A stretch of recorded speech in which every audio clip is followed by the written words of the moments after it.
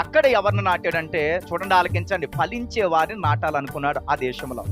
ఏంటి, ఫలించుతూ ఉంటే ఇంకా నీ సంసారాన్ని, నీ కుటుంబాన్ని, నీ బిడ్డల్ని, నీ వంశాన్ని, నీ పరిస్థితుల్ని, నీ జీవితాన్ని, నీ వ్యాపారాన్ని, నీ కుటుంబంలో నుండి ప్రతి పరిస్థితిని, ఏంటి, నీకు ఆ ఎముకలు నరాల్ని, లేకపోతే సమస్తాన్ని సత్తువు గల భూమిగా, సత్తువు గల సారము కలుగునంటి స్థలముగా, సారాన్ని అంటే ఏంటి, సపితము లేనంటి ఆశీర్వాదం కలుగునంటి స్థానముగా మన జీవితాన్ని మార్చడానికి దేవుడు సిద్ధంగా ఉన్నాడు. హల్లెలూయా.